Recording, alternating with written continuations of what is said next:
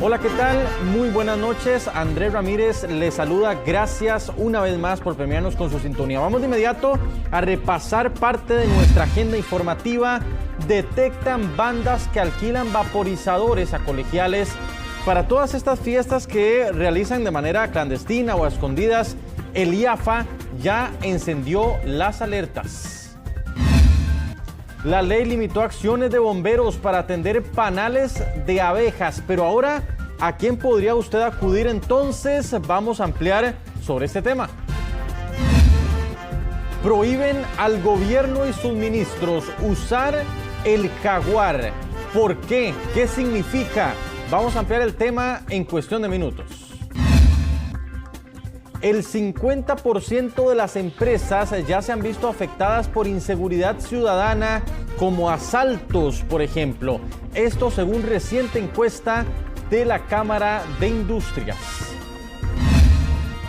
Se calcula que una buena parte de los empleos del 2030 aún a hoy no existen y menos de la mitad de las mujeres accede a formación directiva. ¿Qué pasa en nuestro mercado laboral? ¿Hacia dónde vamos? Tenemos una entrevista en vivo en esta edición. Y Megan Fox se mantiene en Costa Rica. ¿A dónde estará vacacionando? Comenzamos con la edición nocturna de Noticias Replete.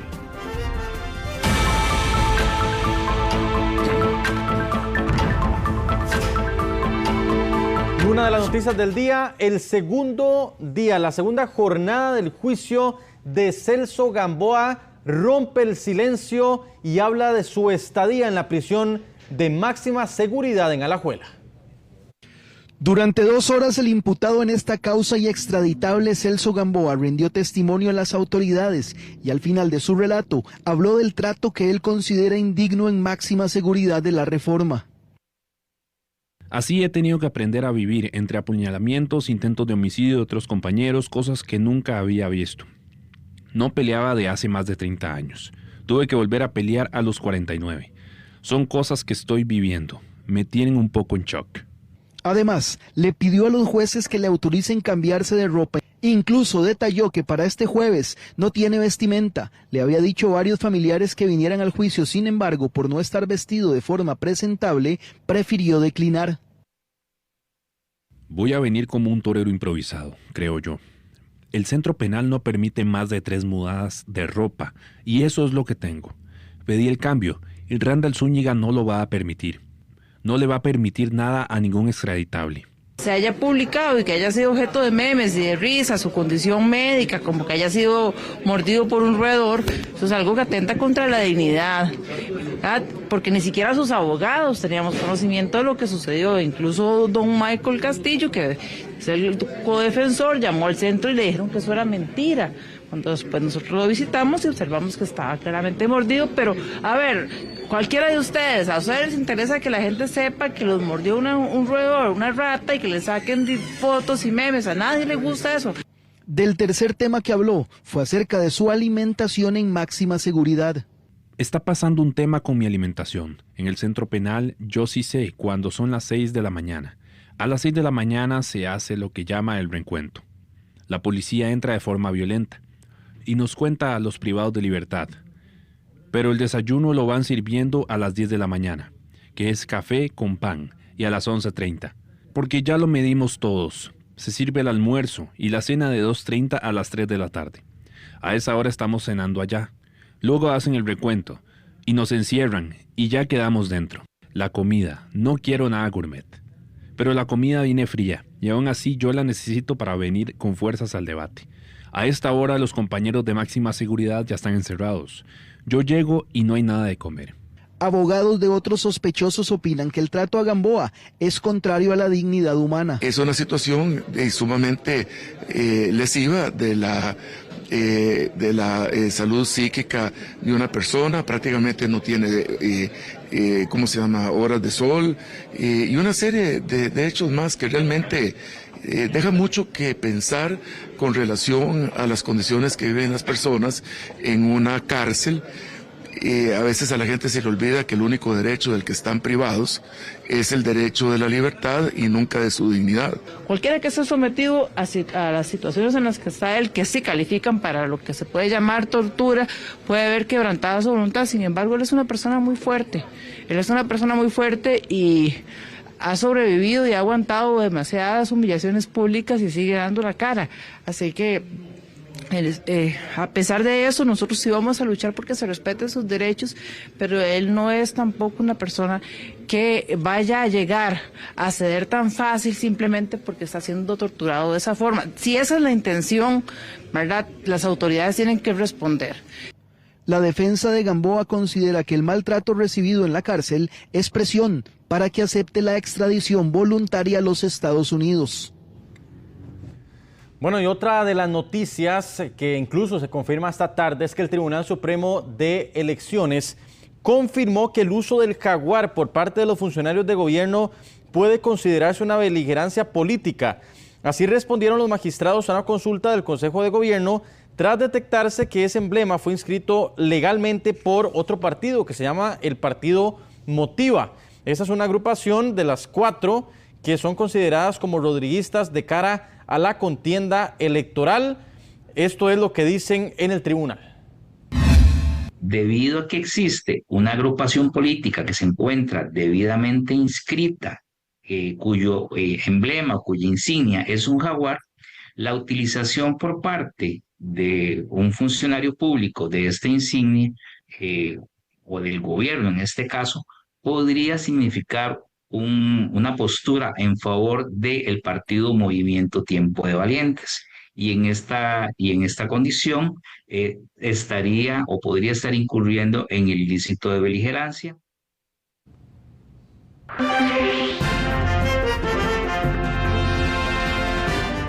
Don Sergio Araya, analista político, está a esta hora conectado con nosotros. Don Sergio, primero que todo, muchas gracias.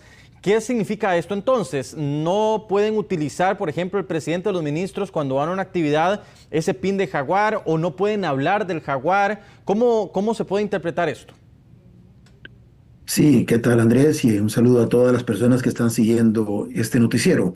Como usted lo plantea, básicamente se puede entender como un acto de parcialidad política o incluso de involucramiento en el proceso electoral que se avecina, que alguna de las figuras del Poder Ejecutivo u otros incluso aludan a este felino que en este momento está claramente asociado a un partido político, es parte de lo que llamaríamos su marca identitaria, a tal punto que inclusive si usted revisa el estatuto del partido Motiva, viene con absoluta precisión hasta el tamaño, las características de la imagen, que es parte, es esencialmente un reflejo de la identidad de esa agrupación política. Entonces, en este momento no se puede utilizar, mucho menos si se incluye dentro de una narrativa que busca de alguna forma hacer algún tipo de alusión al ejercicio del gobierno,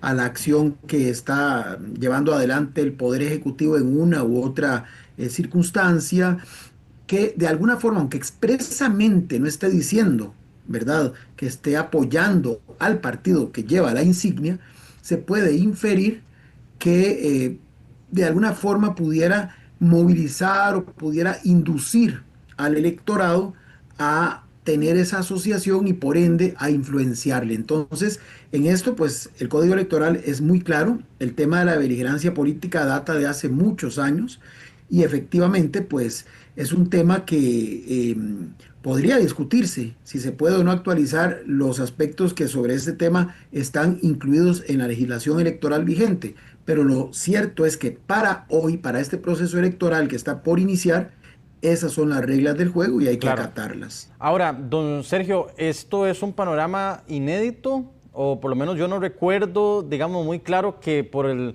uso de vamos a ver, una mascota o una figura, ¿verdad?, se genere un lineamiento del tribunal al respecto. Bueno, es que en este caso más bien lo planteo diferente. Es a raíz de que un partido político de forma totalmente libre, voluntaria y unilateral decide inscribirlo como parte de su marca identitaria, es que el tema, digamos, adquiere esta connotación. Si el partido Motiva u otra agrupación política antes no se les hubiera ocurrido hacer uso del animalito, pues nada de esto estaría ocurriendo. Es evidente que esto responde, y uno ya lo podría analizar desde otra perspectiva, a una continuidad de una narrativa que se viene construyendo desde hace más de 2 años, desde aquel momento en que aquel funcionario del organismo internacional comparó la economía costarricense con el jaguar, y fue ese el momento cumbre en el que, en este caso, el gobierno de don Rodrigo Chávez comienza a crear toda una identidad en torno a la figura del jaguar, pero que se está utilizando con una clara orientación de generar apoyo, de generar simbolismos, a tal punto que este partido político, que como usted bien señaló al principio, es afín al gobierno y de hecho es parte de los de la alianza ad hoc, cuya cabeza es Partido Pueblo Soberano, decide incorporarlo dentro de su divisa como un signo distintivo, evidente, que lo hace la conexión justamente con el movimiento chavista. Sí. Don Sergio, y lo último, por ejemplo, si el presidente, esto es un caso claramente hipotético, lo aclaro, en su discurso el 25 de julio alude o habla del jaguar, ¿a qué se expone? Bueno, se podría exponer siempre que haya una acusación de una persona física o de un partido político que se sienta afectado, a que se haga o se abra otra causa de beligerancia política. El Código Electoral establece cuál es la parte procesal, ¿verdad? En este caso, el Tribunal Supremo de Elecciones, a través de tendría que valorar la admisibilidad o no de esa denuncia, enviarla a lo que llaman inspección electoral para que haga toda una investigación previa, y si se considera que hay elementos suficientes como para intentar abrir una causa de beligerancia política, tendría que pedírsele a la Asamblea Legislativa el levantamiento de la inmunidad del señor presidente, porque recordemos que en esto el Tribunal Supremo de Elecciones es otro tribunal, solo que en materia exclusivamente de naturaleza electoral. Ya si finalmente todo esto ocurriere, ¿verdad? Y se diere, digamos, la investigación y se hallare responsable de la Comisión de Beligerancia Política, ya sea por parcialidad o por participación activa en procesos electorales, cuando está, digamos, vedado para ello, podría inclusive verse sancionado, y la sanción puede ser incluso la inhabilitación, la pérdida de credencial o la inhabilitación para el ejercicio de cargos públicos. Don Sergio, muchísimas gracias. Con todo gusto. Sergio Araya, analista político. Cambiamos otro tema también que se ha mantenido activo durante hoy y esta semana, es el tema de las lluvias, particularmente en la zona norte y en el Caribe. De hecho, 6 ondas tropicales han ingresado durante el mes de julio. Sheila Paniagua nos actualiza a esta hora. Buenas noches, en directo, Sheila. Buenas noches, Andrés. Efectivamente, bueno, hemos tenido una semana bastante lluviosa y que también ha provocado muchos incidentes por inundación. Según la Comisión Nacional de Emergencias, ya son 470 los incidentes que se han registrado en el país. De esos, imagínese usted que casi 400 se registraron en los últimos 5 días. Pero tal vez la gente se preguntará cómo van a estar las condiciones en los próximos días, cómo también vamos a finalizar el mes, así como también cómo vamos a iniciar agosto. Y para eso me encuentro con doña Irina Katcham, quien es ella una experta en temas de clima, quien nos va a ampliar todas esas dudas que tal vez los costarricenses tienen, porque hemos visto, doña Irina, muy buenas noches primeramente, gracias por atendernos a esta hora, y coméntenos un poco sobre las condiciones que se vienen para estos días, para finalizar julio. Primeramente, Sheila, quiero explicar por qué tuvimos estas condiciones. Definitivamente no son condiciones típicas.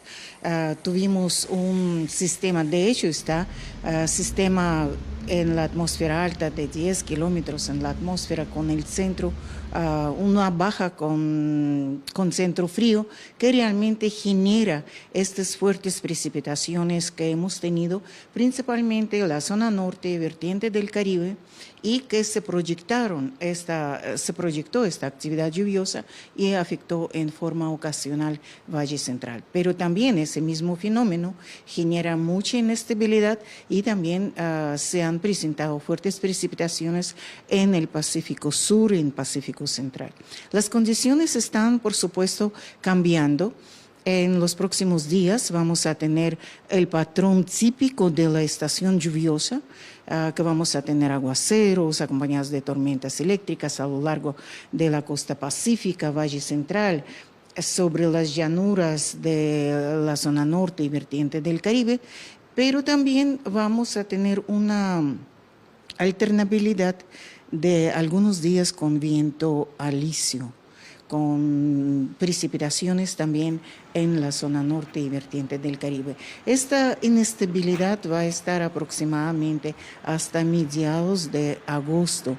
Esta alternabilidad de algunos días con lluvias, otros días con viento alisio. Definitivamente los modelos están mostrando un notorio aceleramiento en la intensidad del viento alisio a partir del 7 de agosto. Habrá otro periodo con vientos fuertes y bueno, también condiciones más secas en Guanacaste, Valle Central, más lluviosas en la zona norte y vertiente del Caribe. Así que esas son las condiciones muy inestables, podemos decir. Doña Irina, incluso hablábamos de que este 25, el 26 y el 27 de julio que va a haber mucha lluvia, incluso, ¿verdad? Se dice también que el ingreso de una onda tropical, que sería la última onda, la onda de julio. No, todavía no. Vamos a tener, por supuesto, este paso de las ondas como 3 a 5 días ingresa una onda. Cuando onda es el eje de la onda está por Colombia, tenemos más lluvias en la zona norte y vertiente del Caribe. Cuando la onda está con el eje sobre país y un poco más hacia Nicaragua, tenemos más precipitaciones en la costa pacífica, Valle Central. Así que ese efecto del paso de la onda tanto afecta el Caribe como la vertiente del Pacífico. 25 vamos a tener una condición mixta. 26 vamos a tener aguaceros a lo largo y ancho de la costa pacífica, Valle Central y Guanacaste. Doña Irina, muchísimas gracias. Y bueno, ya ustedes escuchaban también de que vamos a tener un fin de semana bastante lluvioso y ya les decía de que, bueno, en julio, solo en este mes fueron 6 ondas tropicales las que ingresaron al territorio nacional y provocaron muchas afectaciones. Para ser exactos, según la Comisión Nacional de Emergencias, fueron 482 incidencias por inundación las que se presentaron solamente en julio y casi 400 en estos últimos 5 días.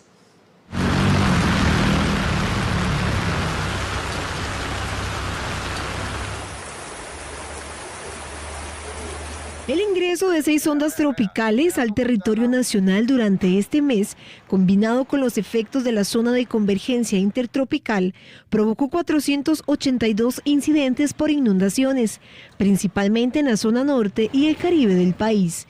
Según la Comisión Nacional de Emergencias, hasta el momento los cantones más afectados son Guatuso con 229 incidentes, Pocosí con 118 y Limón con 69. Que también la región de San Carlos tuvo mucho problema con el tema de inundaciones. De hecho, fue uno de los sectores en que más evacuaciones se realizaron. Un gran porcentaje, sobre todo en estas zonas rurales, fue por inundaciones provocadas por los ríos y en menor grado por el alcantarillado en zonas urbanas, pero más que todo la mayor parte de las acciones que realizó la Cruz Roja Costarricense fue en los sectores rurales donde sí se tuvo que sacar a las personas de sus viviendas y llevarlos a albergues.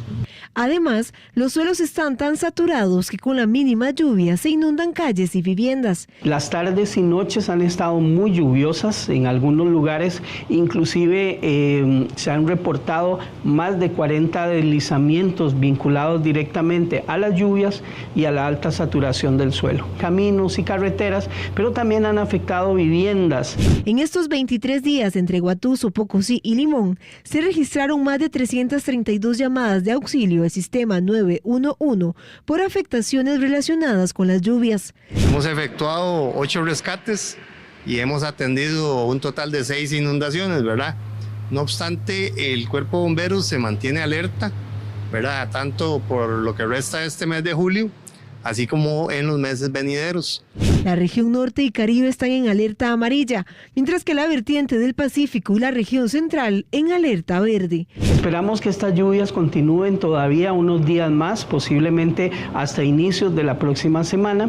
La Comisión Nacional de Emergencias, a través de los comités municipales de emergencia, les está dando seguimiento a esos sitios de mayor vulnerabilidad. Para lo que resta de este mes de julio estamos previendo la afectación al menos de una onda tropical más, que sería este próximo sábado. Onda tropical número 18 va a estar cruzando por nuestro país. Esperamos que su afectación sea principalmente durante la mañana en regiones del Caribe y la zona norte, y que por la tarde tienda a reforzar las precipitaciones en el Valle Central y también la vertiente del Pacífico. Los cuerpos de emergencia desde ya se preparan para los próximos meses, ya que según las proyecciones serán más lluviosos.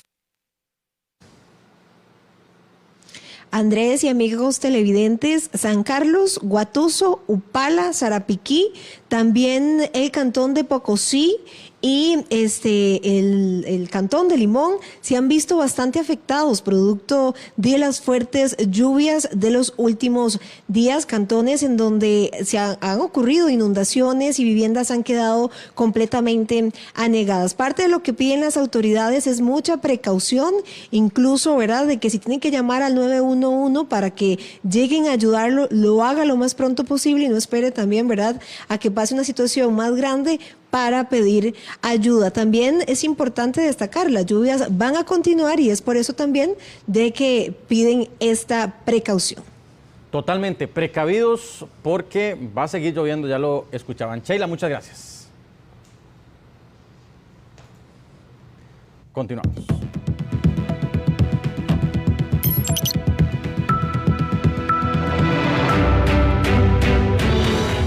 Y a esta hora hacemos balance con un tema que nos preocupa muchísimo y que mantiene también muy preocupados a los comerciantes, que tiene que ver con que ya prácticamente la mitad de los comercios han vivido la ola de violencia y de asaltos que atraviesa el país. Don Carlos Montenegro nos acompaña a esta hora vía Zoom, director ejecutivo de la Cámara de Industrias. Don Carlos, primero que todo, gracias por acompañarnos a esta hora de la noche. ¿Y cuál es ese dato directo y quizá crudo que podemos decir a esta hora sobre el tema? Sí, muy buenas noches y muchas gracias. Efectivamente, nosotros en la Cámara hacemos una encuesta todos los años, desde hace 16 años. Este 2025, la inseguridad escaló del puesto 9 al puesto 6 en las menciones que hacen los empresarios encuestados. Hemos encontrado que 7 de cada 10 empresarios encuestados tienen una percepción general de que Costa Rica es inseguro o muy inseguro.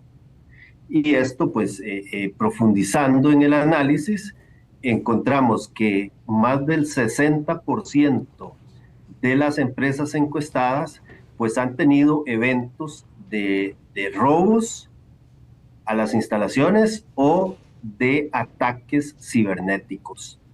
Y estas empresas pues tienen un impacto en que han empezado a tener que hacer gastos, a aumentar sus gastos y aumentar las inversiones para proteger las instalaciones y para protegerse de ciberataques.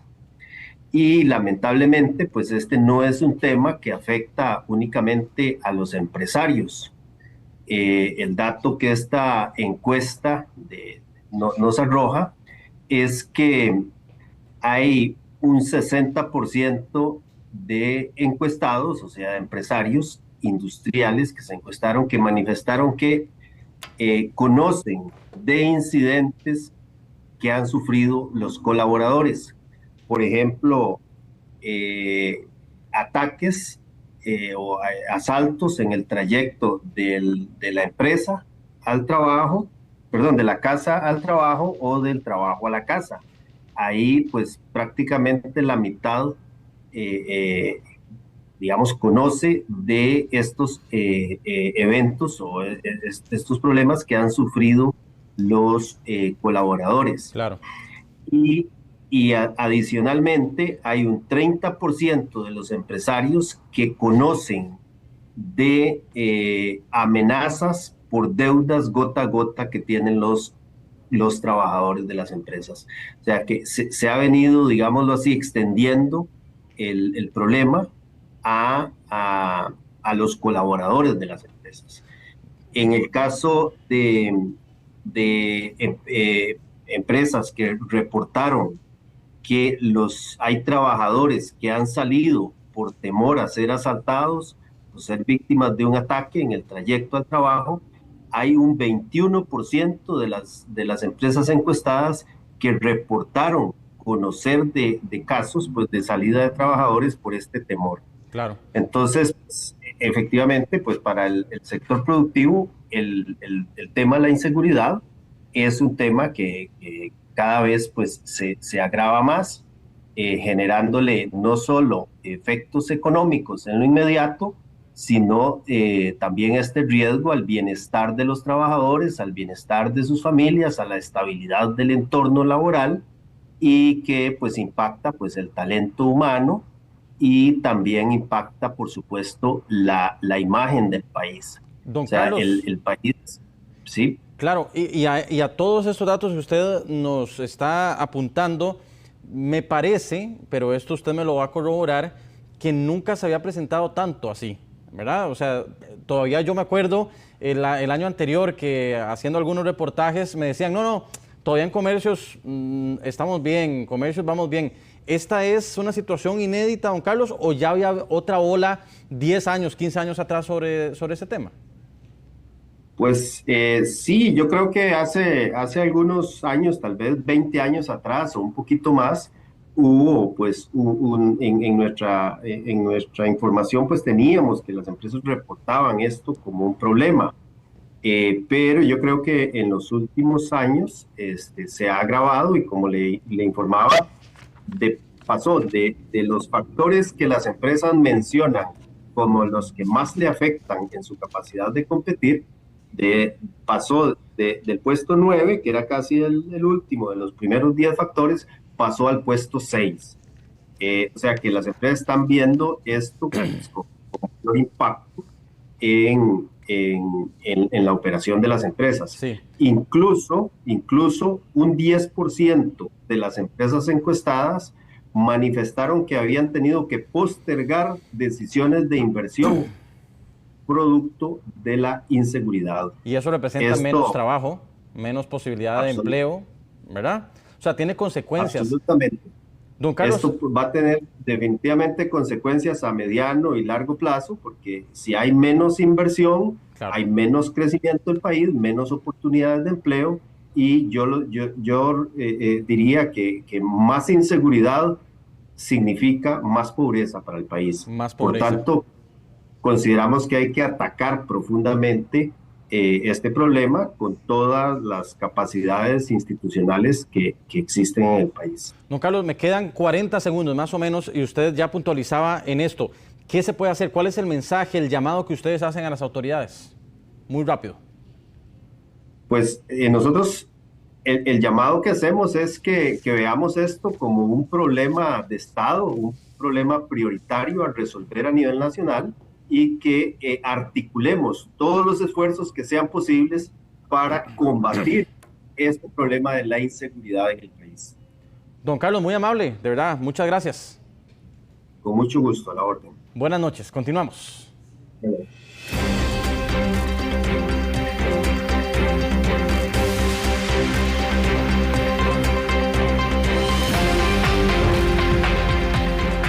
En nuestro enfoque, las autoridades educativas reportan que estudiantes venden y ahora hasta alquilan vaporizadores para estas fiestas que se hacen en las afueras de los colegios, incluso cobrando hasta 100 colones por calada, así como lo escucha por si no tiene una idea. Vamos con Rachel Matamoros en directo. Buenas noches. Es correcto, en los pasillos de muchos centros educativos los vaporizadores dejaron de ser solo una moda para convertirse en una forma silenciosa pero peligrosa de comercio entre estudiantes. Pero ¿cómo se comercializan estos aparatos? Se lo contamos en la siguiente información. El uso de vaporizadores entre estudiantes de centros educativos ha crecido de forma alarmante, al punto de convertirse en una moda que va más allá del consumo. Ahora muchos jóvenes no solo lo utilizan, sino que los comercializan e incluso los alquilan por caladas o por día, dentro de escuelas y colegios. Lo que hacen es proceden a alquilarlo a 100 colones, 150, de hecho ha habido reportes de hasta 200 colones. Una vez se realizó la detección de un estudiante que hasta en un mismo día realizó aproximadamente 4.000, 5.000 colones alquilando el vapeador en 200 colones. Esto representa una serie de riesgos, imaginémonos también toda la repercusión que puede haber en la salud bucodental, en el tema de enfermedades de transmisión por la saliva también, que es muy peligroso. Esta práctica ha encendido las alertas entre orientadores, docentes y autoridades del Instituto sobre Alcoholismo y Farmacodependencia, quienes insisten en que esta moda tiene serias implicaciones para la salud.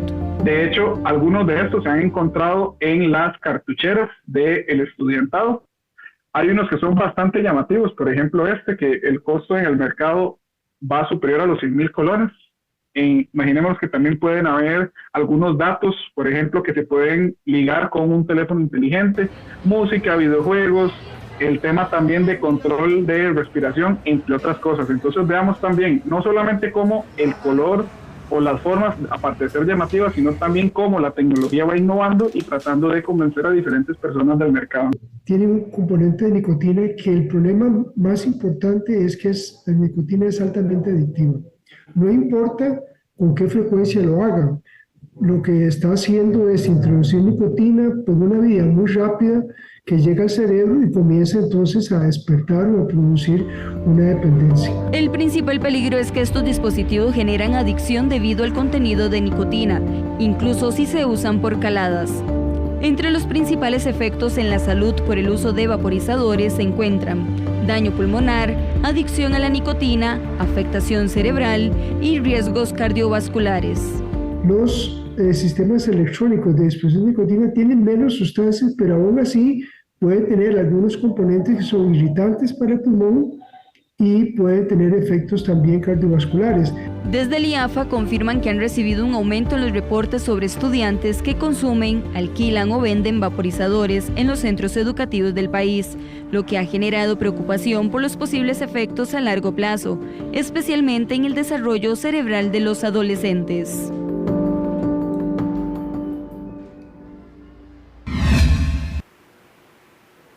Bueno, y lo alarmante no es solamente que lo utilicen, sino que también existe un comercio interno en los mismos centros educativos. Es por esto que los expertos hacen un llamado tanto a los padres de familia como a los mismos docentes a mantener una vigilancia en los menores para evitar que esta moda sea mayor y que por supuesto no salgan menores intoxicados por los químicos o productos que consuman con estos aparatos.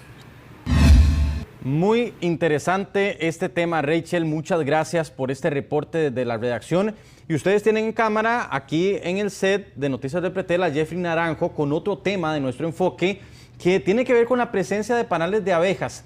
Probablemente usted o algún vecino o algún amigo en algún momento llamó o escuchó que llamó a los bomberos para que le rescataran o para que le quitaran ese panal ahí. Bueno, ya eso no se puede. Jeffrey Naranjo nos cuenta. Buenas noches.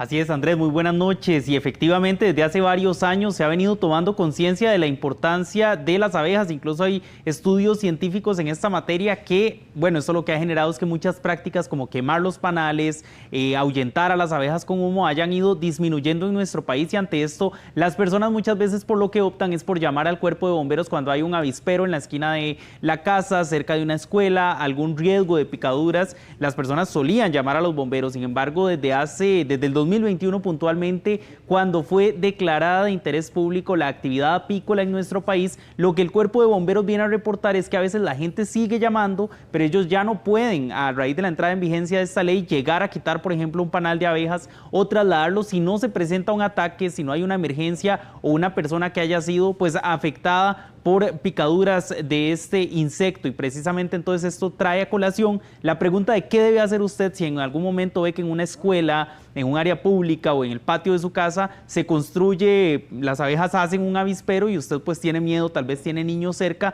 de que se vean afectados. Veamos en detalle qué se debe realizar en la siguiente información. El cuerpo de bomberos recibe en promedio un reporte por presencia o ataque de abejas cada 9 minutos. Sin embargo, en muchos casos no pueden ni intervenir ni remover el panal. De promulgación de la ley 9929, que declara de interés público la actividad de la apicultura en Costa Rica, hay 2 artículos que son muy puntuales en cuanto a cuál es la atención que el Cuerpo de Bomberos tiene que dar. Que la participación del Cuerpo de Bomberos en este tipo de emergencias obedece única y exclusivamente cuando hay un ataque en progreso de abejas que esté afectando una vida de otro animal o una vida de las personas. Mientras tanto, si nosotros atendiéramos la atención de abejas indiscriminadamente, pues también nosotros estaríamos al margen de la ley. ¿Qué hacer entonces cuando usted ve un panal de abejas en su casa, su patio o hasta en la escuela de su comunidad? En décadas pasadas, ahuyentarlas con humo, fuego o hasta matarlas eran prácticas comunes que hoy dichosamente han sido erradicadas. Llamar a alguna persona que sepa manejar las abejas, alguien que tenga apiarios para que recoja el enjambre, que ya lo he hecho, por cierto. A mi casa han llegado enjambres y lo que hago es eso. De buscar a los bomberos para que la eliminen, porque ya africanizadas son muy agresivas.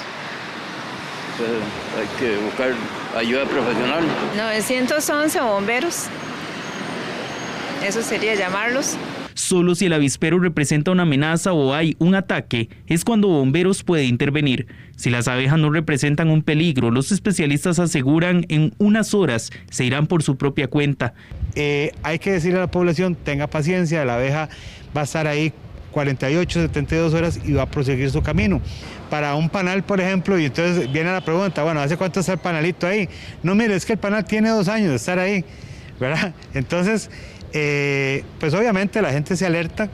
Esta legislación también estableció que el Servicio Nacional de Salud Animal es quien debe responder, aunque solo en casos de muertes masivas. SENASA atiende todos aquellos casos donde hay un reporte de grandes mortalidades de abejas, porque entonces SENASA, cuando tiene esos reportes, lo que hace es acudir a los lugares donde están los apiarios, donde tenemos muerte masiva de abejas, y lo que hace es una investigación. Los reportes por abejas representan casi 1/3 de la totalidad de llamadas al cuerpo de bomberos vinculadas a fauna silvestre. Sin embargo, la próxima vez piense muy bien si la movilización de recursos, llamar al 911 y todo lo que conlleva la atención de estas situaciones realmente lo amerita. Si el panal está en un lugar alejado o no implica amenaza, muchas veces en unas horas el grupo de insectos se irá del sitio. Matarlas no es una opción que le convenga e incluso la muerte masiva de este importante polinizador ha implicado incluso demandas penales ante los tribunales en años recientes. Y aquí hay una pregunta que muchos probablemente también se están haciendo. ¿Cuándo entonces llamar al 911? ¿En qué momento uno dice, bueno, ya, voy a tener que llamar? La llamada 911 procede solo si hay un ataque, picaduras o una emergencia o un riesgo inminente. Por ejemplo, que en una escuela hay un panal y pues los niños están bastante expuestos. En estos casos, bomberos sí pueden intervenir. En caso contrario, lo que la gente tiene que hacer muchas veces es pues esperar algunas horas a ver si el panal o las abejas se trasladan, porque muchas veces están de paso, según reporta el cuerpo de bomberos, pero si no, únicamente cuando se dan emergencias es que se debe acudir al cuerpo de bomberos para no ponerlos en esta situación tan comprometedora de incluso ir contra la ley al atender este tipo de situaciones. Muy bien, interesante. Jeffrey, buenas noches. Continuamos.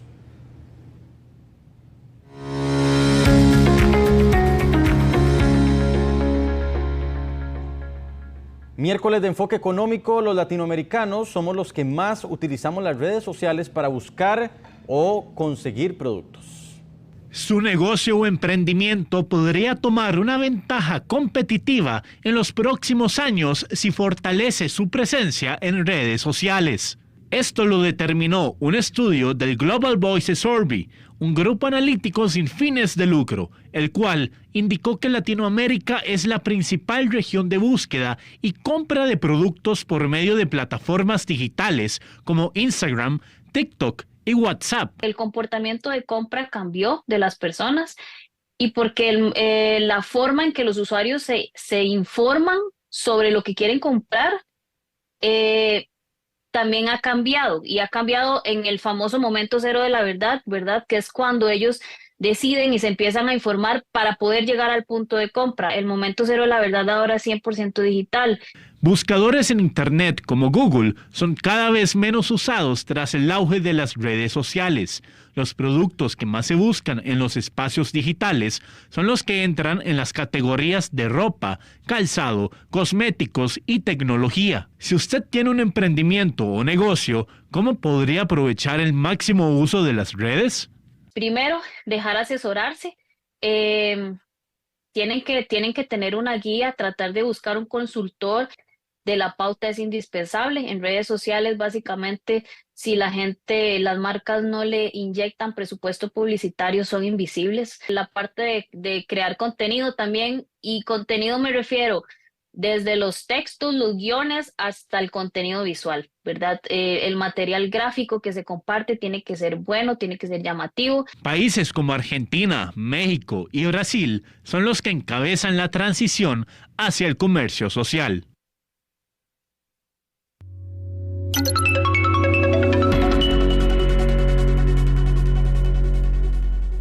Y sigamos hablando de plata. ¿Cómo cierra el tipo de cambio? La venta en 506,40, la compra en 502,95, precios de referencia del Banco Central.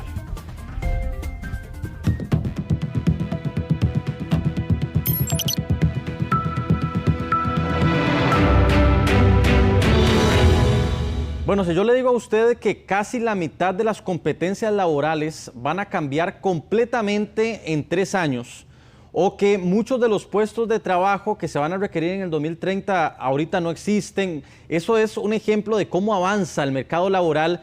Yo me encuentro muy bien acompañado a esta hora de la noche de doña Gabriela Luque. Ella es directora del Centro de Liderazgo Inclusivo y Sostenible de INCAE.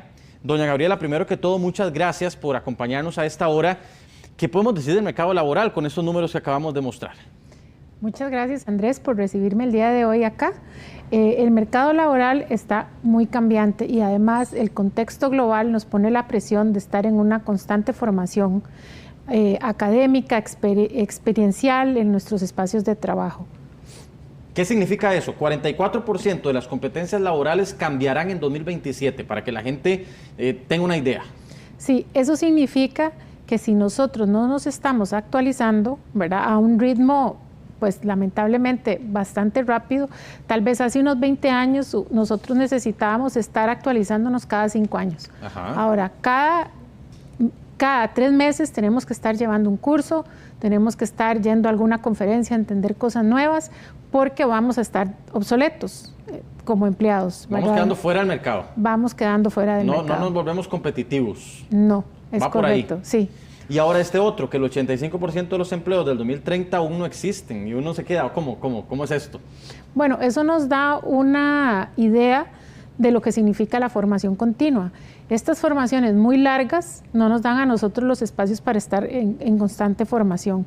Nosotros, por ejemplo, en INCAE tenemos una gran cantidad de cursos abiertos, que es lo que llamamos son cursos cortos, para poder estar actualizándonos, y tenemos a una facultad que siempre está investigando por dónde van esos retos inmediatos en temas de lo que necesitan las empresas, para poder actualizar nuestro pensum académico o nuestra oferta académica y poder darles todos estos insumos a los tomadores de decisiones, a los líderes en las empresas, a los consultores de sus propios emprendimientos, al sector público y privado. Doña Gabriela, ¿qué pasa, por ejemplo, si yo no me actualizo y quiero ir a buscar un trabajo para mejorar mi salario, para mejorar mi currículum en tema de puestos de liderazgo, pero no me estoy actualizando? ¿Qué me encuentro yo, digamos, bajo ese escenario? Bueno, primero, una gran competencia de personas que están aplicando y que, sobre todo, ahora las generaciones jóvenes aprenden de forma más ágil, ¿verdad?, que las que estamos un poco más en la escala laboral. Entonces, tenemos el reto de tener más competencia, de quedar obsoletos en las entrevistas de trabajo, ¿verdad?, para acceder a esos programas. Y te pongo un ejemplo, en el tema de inteligencia artificial. Sí. Todos tenemos ahora que llegar a una entrevista de trabajo o aplicar a un posible empleo teniendo la adopción de la terminología que hay, cómo puedo usar yo en mi espacio de trabajo esa tecnología que me facilite la productividad, porque ahora el empleador está esperando tener un empleado que pueda tomar decisiones ágiles, rápidas y con una preparación en el uso de la tecnología para fomentar en los nuevos equipos el uso de la misma y que la empresa se beneficie de esa productividad. Es como el ejemplo que, digamos, la inteligencia artificial no es que va quitando a la gente, sino que la gente que no sabe utilizar la inteligencia artificial es la que se va quedando fuera. Es correcto, lo dijiste muy bien. Y en centros de estudio, por ejemplo, y por eso es que la tenemos hoy acá como gran ejemplo, digamos, de actualización en liderazgos y demás, incluso se habla de las mujeres y el rol que tienen. De hecho, aquí tengo otro dato, solo el 32% de las mujeres está accediendo a una formación directiva, es muy bajo, doña Gabriela. Así es, este número está un poco mejor antes de la pandemia. Después de la pandemia volvimos a los números de alrededor del 30%.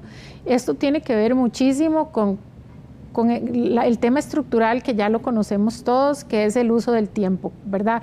El tema de que las mujeres todavía asumamos más responsabilidad en temas de cuidado implica que yo no tengo el tiempo para formarme y actualizarme. Incluso tengo entendido también que si la mujer, porque en eso hay que ser claros, ¿verdad? Hay una brecha, por ejemplo, en Costa Rica hay una brecha hombre-mujer y todavía si la mujer no se actualiza o accede a estos programas, le cuesta más ingresar, ¿cierto? Así es, de hecho hay muchas investigaciones de entidades muy serias, incluyéndonos a nosotros, que tienen datos de cómo en mayor porcentaje los hombres tienen acceso a formación en habilidades blandas, en temas de liderazgo, y ahora se suma la adopción digital y tecnológica en esa capacitación. Entonces, si ya existen brechas, sin contemplar estos temas, ahora las brechas van a ser mucho mayores. Claro. Y si todavía no adoptamos leyes que permitan a la mujer tener más oportunidad en temas de no de alejarse del cuidado, pero compartir ese cuidado con nuestra contraparte, los hombres, no vamos a poder tener ese acceso a capacitarnos y a formarnos. Y como dijimos ahora, si ahora la rapidez con que ya aprendiste algo ya no te dura 2 años, sino ya 6 meses hay que volver a llevar un curso de actualización, eso pone más en riesgo a que las mujeres salgan de los espacios de toma de decisiones, de los espacios de liderazgo. Y algo que a mí me gusta mucho decir es que las mujeres, en mayor proporción que los hombres, también hay estudios sobre eso, cuando nosotros estamos en posiciones de liderazgo y también lideramos empresas donde se generan utilidades, la mujer trae más el aspecto social a las empresas. Esto quiere decir que le gusta crear programas e invertir en temas de educación y salud. Totalmente. Y eso es fundamental en un país. De hecho, hay un programa activo en INCAE de formación hacia la mujer, ¿no? Sí. Y hay posibilidad hasta de inscribirse. Sí, tenemos abierta un programa, lo hemos diseñado con nuestros profesores expertos, enfocado en generar un espacio seguro para que las mujeres ejecutivas de diferentes sectores y de diferentes edades puedan aprender en un componente que tiene mucha virtualidad. Durante 3 meses van a recibir 1 hora por mes, por semana, webinars virtuales, 2 días presenciales en el INCAE, que es un área muy linda para estudiar y muy académica. Y le sumamos también el proceso de mentorías, porque este programa, como le llamamos multigeneracional, tiene lo especial de que vamos a tener 30 espacios para chicas de colegio público en su último nivel, porque ahora, que es un dato importante, es la primera vez que en nuestras organizaciones tenemos a 5 generaciones juntas interactuando, desde hombres y mujeres de recién graduados, 19 años, hasta mujeres entre 60 y 65 años todavía trabajando. Y esto pone un reto en comunicación, en temas culturales. Entonces, en este espacio de aprendizaje hemos aprovechado para invitar a becadas a 30 chicas para que compartan con las mujeres ejecutivas y van a tener la oportunidad de hacer mentoría y mentoría a la inversa. Las chicas jóvenes les van a dar mentorías a las mujeres ejecutivas. Y lo último que tengo en eso también una consulta, ¿en qué debería tanto las mujeres en este programa como cualquiera de nosotros actualizarse? Porque uno dice, bueno, me voy a actualizar en mi caso en temas de comunicación, marketing, periodismo y tal, ¿verdad? pero también hay otras áreas, por ejemplo en liderazgo, en innovación, pero hay una que me llama mucho la atención, que lo he visto destacado en varios estudios, que es la inteligencia emocional en el trabajo. Muy corto, ¿en qué se basa esto? Actualización en inteligencia emocional en el trabajo. Sí, lo que estamos tratando de dar en estos espacios y en este tema en específico es el manejo y la gestión de emociones en ambientes de mucha presión, ¿verdad? Porque estamos en un gran nivel de competitividad y presión por salir con todo el trabajo en el día a día, y las mujeres tienen una presión adicional porque tienen que manejar los temas personales de la casa y combinarlos con la toma de decisiones. Entonces está visto que hay un gran incremento de problemas y retos emocionales en las empresas que está afectando la productividad. Claro. Por eso vemos todos estos puestos de Chief of Happiness, bienestar, un área enfocada en eso, reforzando, porque no puedes tener empleados productivos, infelices y estresados. Totalmente. Doña Gabriela, se nos fue el tiempo rapidísimo. Muchísimas gracias, Andrés. ¿Cómo se sintió a esta hora de la noche? Súper bien, y espero que muchas mujeres se registren para que de verdad aprendan, estudien y crezcan. Actualizarnos todos. Sí. Doña Gabriela Luque, muchas gracias. Buenas noches. Gracias, Andrés. Vamos a hacer a esta hora, con su permiso, por supuesto, una pequeñita pausa y ya regresamos. Felicidades a las leonas también. Gracias por acompañarnos en esta edición nocturna. Andrés Ramírez estuvo con ustedes. Que tenga un feliz descanso. Hasta luego.